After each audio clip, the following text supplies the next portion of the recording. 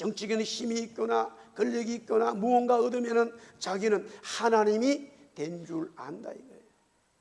역사적으로 이방신들을 섬기는 제국에는 전부 다 신의 이름을 따서 자기들의 황제 이름을 지었다라는 거예요. 왜? 자기 스스로 하나님이라는 사실이에요. 우리의 형제 북한은 지금 김일성이를 하나님으로 인정하고 있어요. 신으로 인정하고 있어요. 김정일을 아들, 신의 아들로 인정하고 있어요. 이것이 지금 현실입니다. 분명한 것은 하나님을 닮아가는 것이고 하나님을 본받는 것이지, 우리가 아무리 구원을 받아서 능력이 있다 한들 하나님이 되는 것은 아니에요. 교만입니다. 이 교만 때문에 마귀는 이런 교만의 죄악을 인간에게 불어넣어줘서 그냥 이 아담이 그 죄악의 교만을 먹어버렸다고 하는 사실이죠. 그런데 스가랴 12장 말씀에 아주 기가 막힌 하나님의 말씀이 있습니다. 스가랴 12장 8절에 이렇게 기록되어져 있습니다. 그날에 여호와가 예루살렘 주민을 보호하리니 그 중에 약한 자가 그날에는 다윗 같겠고 다윗 족속은 하나님 같고 무리 앞에 있는 여호와의 사자 같을 것이라. 이 스가랴 말씀에는 12장부터 14장까지 그날이라고 하는 그날이 22번이나 언급이 됩니다. 그날이 대체 무슨 날인가 보았더니만 우리 한번 따라합시다. 그날은 여호와의 날이다. 여호와의 날이라고 설명하고 있습니다. 그런데 하나님의 날, 여호와의 날에 보니까 두 종류의 사람들로 구분이 되더라 이거예요. 한쪽은 양이요 한쪽엔 염소다 이거예요. 그러면 양의 사람들은 뭐냐? 그 하나님의 날 여호와의 날에 은혜 받고 회복되어지고 치료가 되고 회개가 되고 비전을 받고 할렐루야, 그것이 하나님의 날이었다 이거예요. 그러나 한쪽에는 어떤 날이냐면은 하나님으로부터 심판을 받고 진노를 받고 하나님의 영원한 죄악 속으로 심판으로 들어가 버리더라 이거예요. 그런데 은혜 받는 하나님의 한쪽의 사람들, 신약 성경에 예수님은 그것을 갖다가 양의 무리 속에 있는 자들로 설명을 하죠. 약한 자가 그날에는 여호와의 날, 하나님의 날, 다윗 같다. 그것은 그래도 우리가 동의할 수 있을 것 같아요. 모세같이 된다. 동의할 수 있을 것 같아요. 여호수아와 같이 된다. 동의할 수 있을 것 같아요.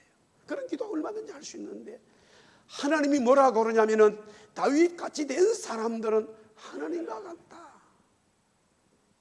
너무나 놀라운 말씀이에요. 우리가 하나님 된다 그러면 하나님은 우리에게 죄악을 주지만 하나님이 우리에게는 하나님같이 말씀하신다는 거예요.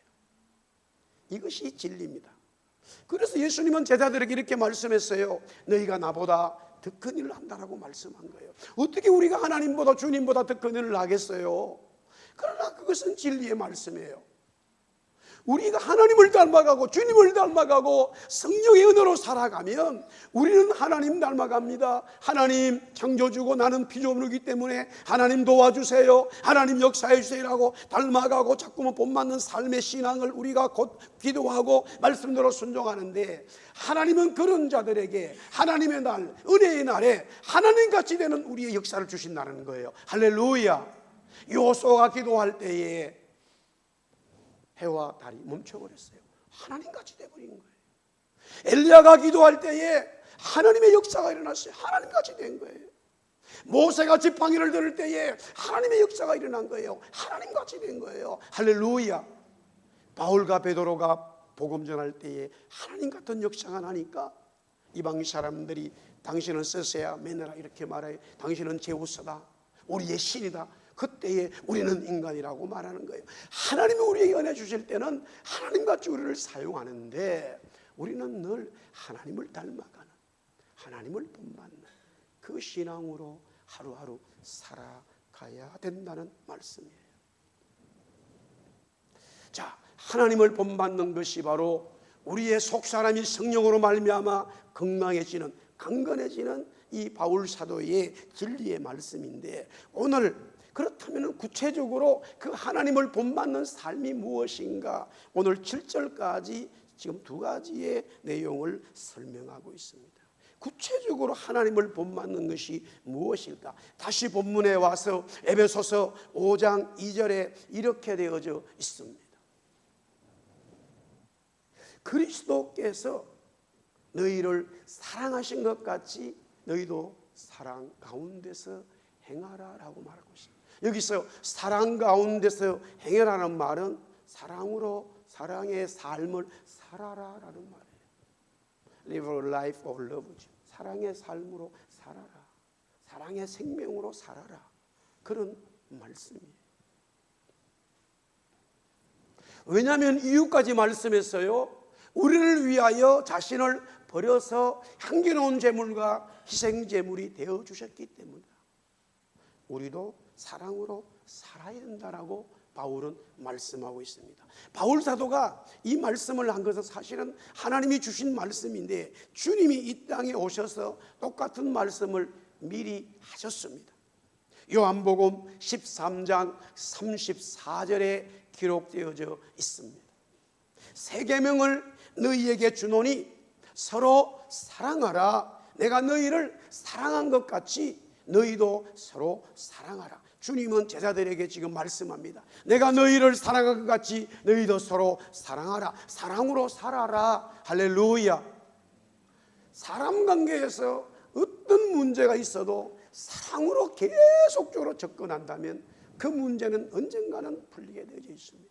단 그 하나님의 사랑을 끝까지 거부하고 그 하나님의 사랑으로 다가가는 성도의 사랑을, 부모님의 사랑을 끝까지 거부하기 때문에 일어나는 것이, 우리는 하나님의 사랑을 받은 성도, 하나님의 사람들은 끝까지 사랑으로 다가가야 된다. 그것이 하나님을 본받는 삶이라고 오늘 말씀해 주고 있습니다. 할렐루야, 아멘.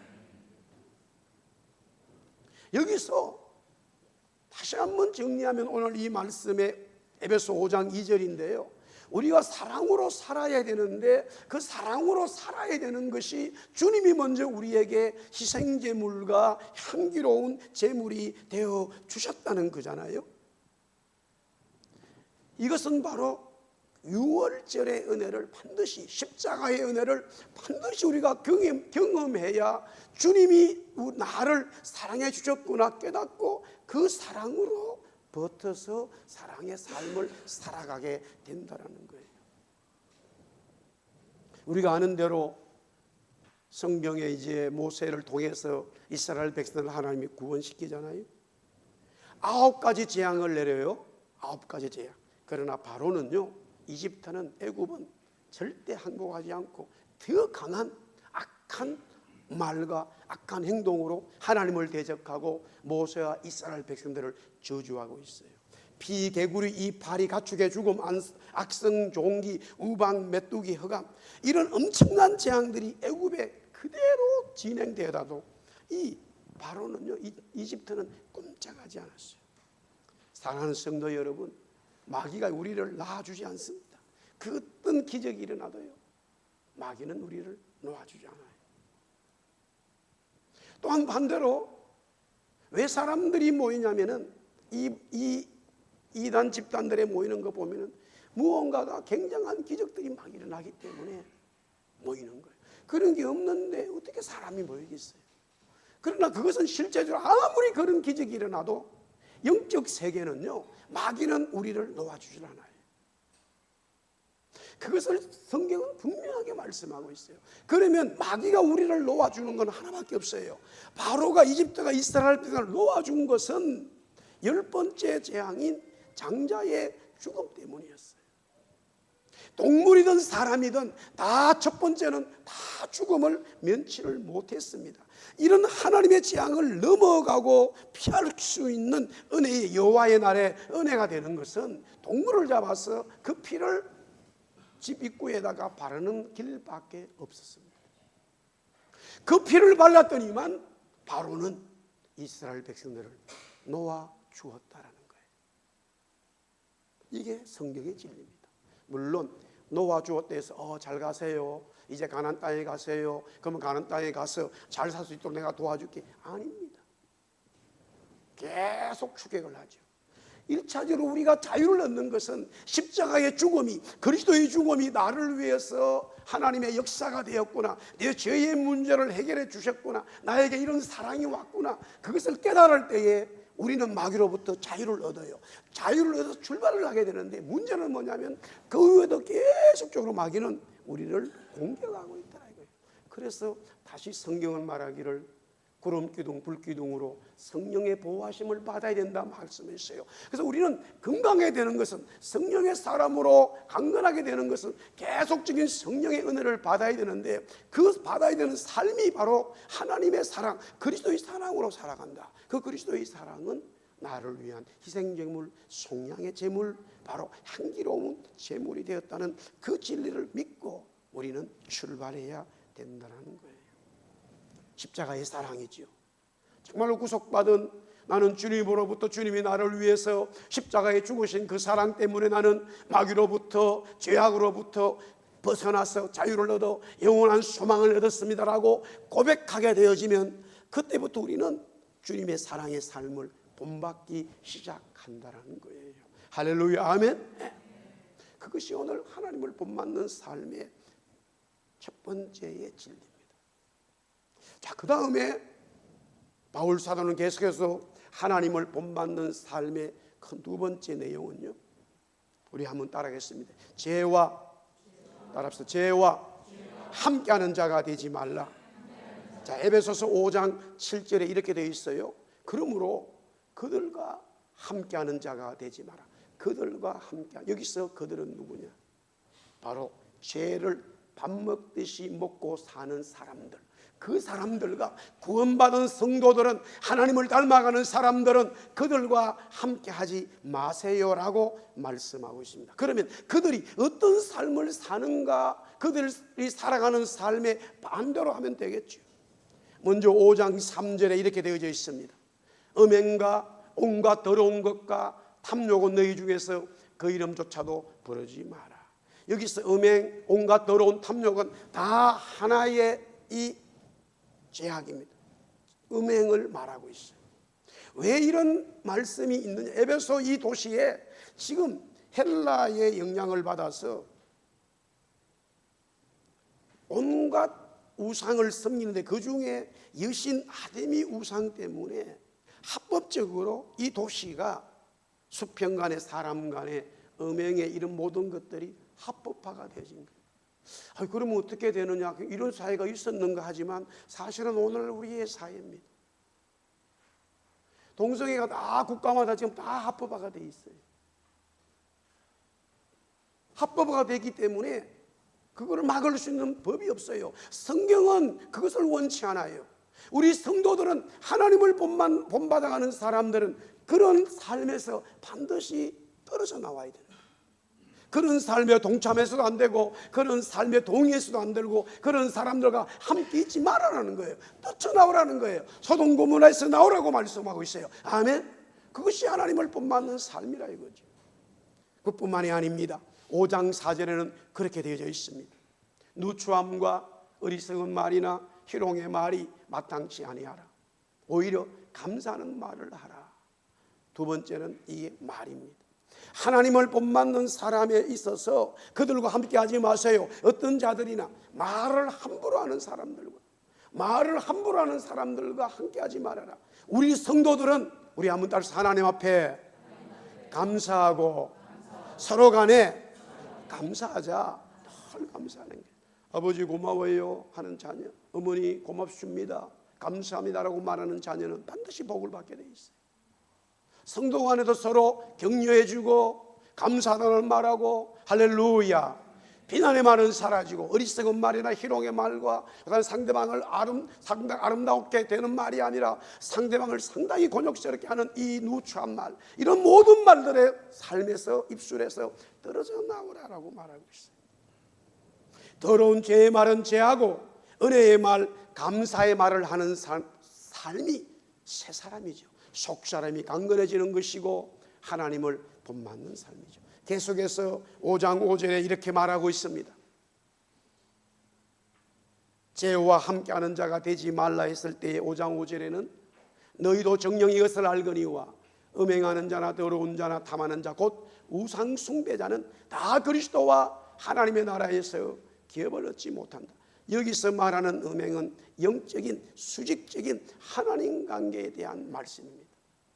왜 이스라엘 백성들이 바벨론에게 망했습니까? 왜 이스라엘 백성들이 메데바사와 이 헬라와 로마 제국에 망했습니까? 나라를 잃어버렸습니까?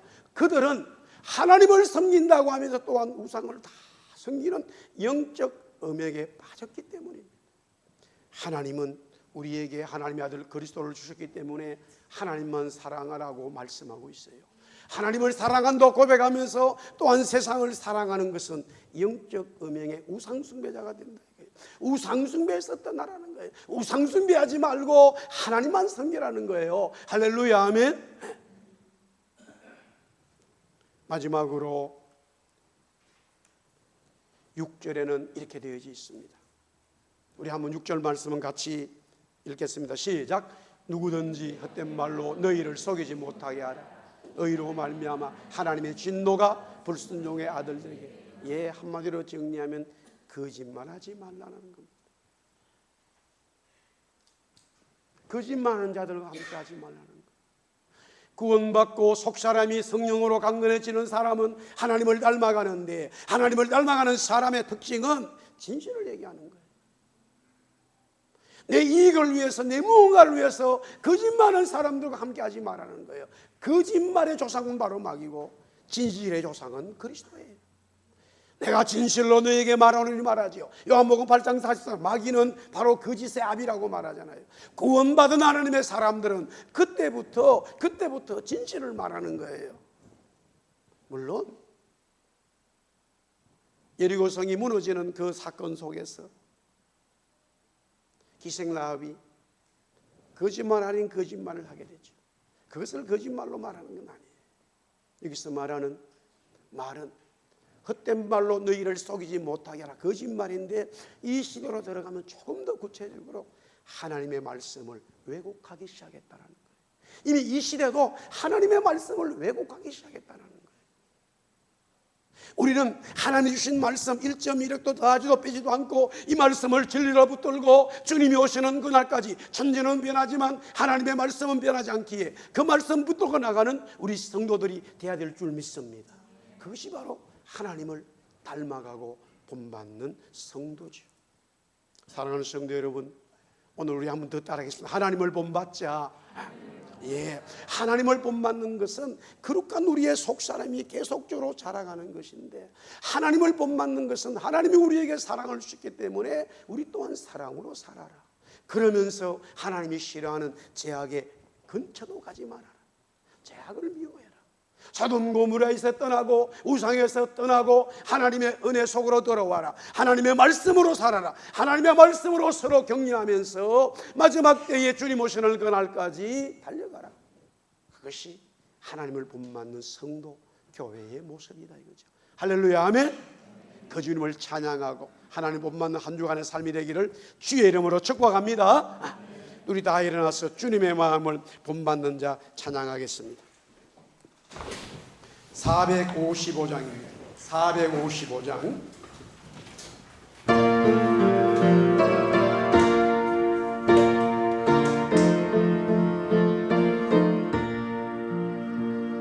주님의 마음을 본받는 자, 그 마음에 평강이 찾아오는 험악한 세상을 이길 힘이 하늘로부터 임함이로다.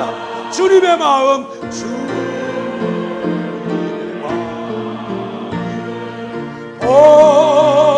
본받아 살면서 거룩하시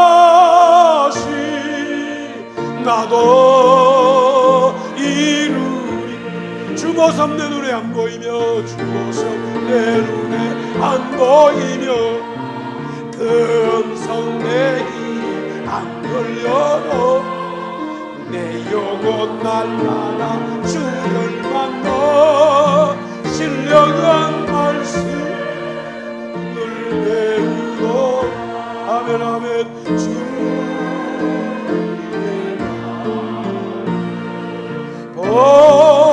본받아 살면서 그 거룩하신 나도. 우리 3절 4절 한번 두 손 높이고 찬양합시다. 나는 길 거치고 험하여도 내 맘에 불편이 없어지면 십자가로 나를 이겨내신 주님의 마음 본받음이라 본받음이라 아멘입니다. 주님의 마음 본받아 살면서 그 거룩하신 나도 주 예수 세상에 다시 오실 주 예수 세상에 다시 오실 그날의 무서움을 하여 주님의 임하는 그 영상을 함께 보 아멘 아멘. 주 찬양하리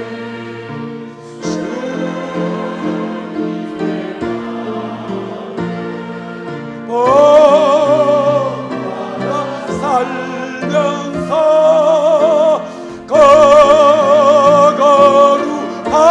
거룩하신 나도 이루리.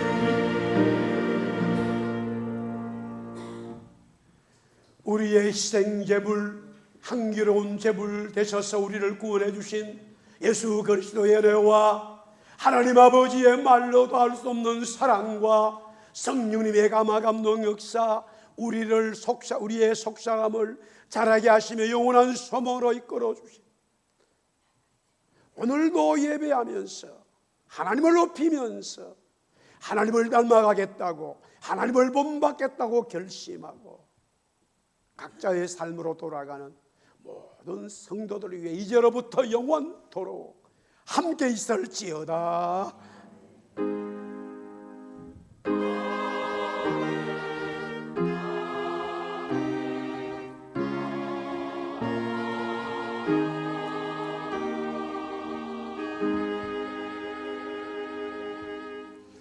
할렐루야. 음식이 준비되어 있습니다. 여러분들 다 드시고 그렇게 하시면 좋겠습니다.